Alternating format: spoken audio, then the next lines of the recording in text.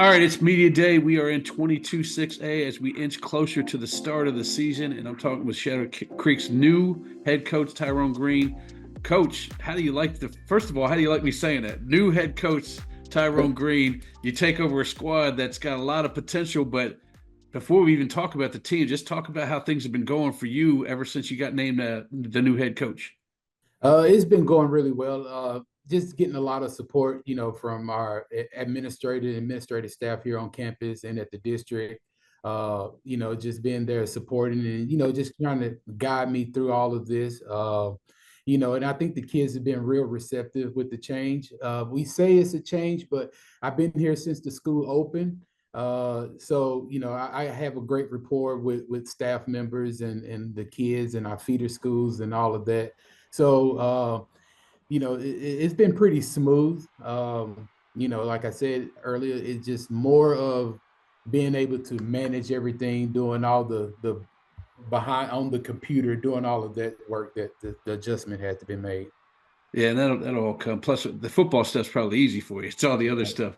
Right. Speaking about the football stuff, I'm always a big fan of promoting within, and you've been in the program, and you're replacing Brad Butler, and it's kind of a different situation from maybe 70% of the new jobs that coaches are getting because it's like, oh, team is struggling, we need to make a change here. We're going to change here. Your team ain't struggling.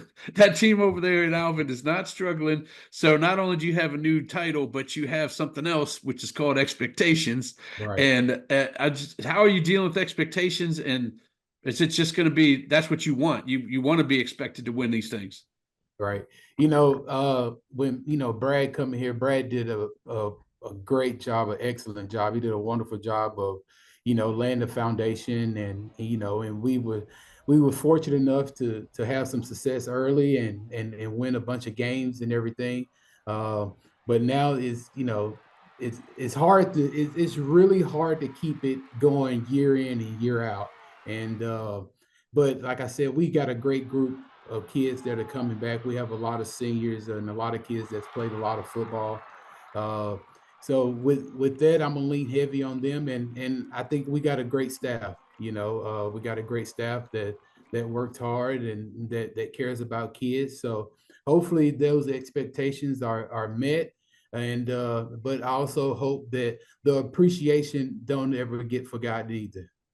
Absolutely. And you talk about trying to keep the standard going. And you know Right. what I've learned over the last 20 years of covering Texas high What's school that? football, what keeps the standard going, what keeps the expectations high is having athletes on your team. And boy, do you have a bushel of athletes on this squad that can play damn near every position that you want them to play. Talk about some of these guys before we even get to the transfer quarterback coming in, but talk about Ja'Cory, talk about Kobe, talk about these guys that you can when you need a play, heck, you can just look right down the sideline and pick two, three guys, and they can do it.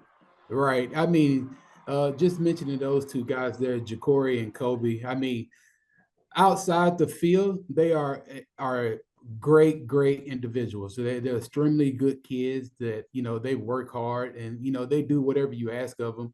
Uh, but they are really talented individuals as well. We're going to lean heavy, on both of them, as far as leadership and all of that. And we got, you mentioned like Ashton Jones, and we got another DB, Kyle Peterson, Chris Stewart, Raheem Hutchins, and all those guys.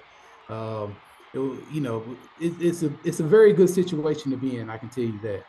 It just seems like you can open up a playbook and do all sorts of things. Because last year I know you had Ja'Cory. I think you had Kobe playing quarterback too a little bit, and now you have a quarterback coming in here. Because I remember seeing Ja'Cory 2 years ago at the Elite 11. They brought him in as a receiver because they Mhm. wanted somebody to be able to catch all these passes. And he comes back with y'all, and he's playing quarterback a lot. He's got to feel good having somebody that can get the ball in his hands. Talk about JoJo Stewart coming over from Hightower and what he might do for the squad. Well, JoJo brings some. He brings a lot of experience. He's played those ball games in the fourth round and everything, and he's been playing since his sophomore year. So he brings a lot of good leadership and, like I said, experience. Uh, but he has adapted well as far as picking up everything, picking up the system, and as well as like meshing with all the kids. So we're fortunate, to have him here. And we just look, we're going to lean on him as well, as far as, getting the ball to these guys. And maybe every once in a while we could throw two balls out there to keep everybody happy.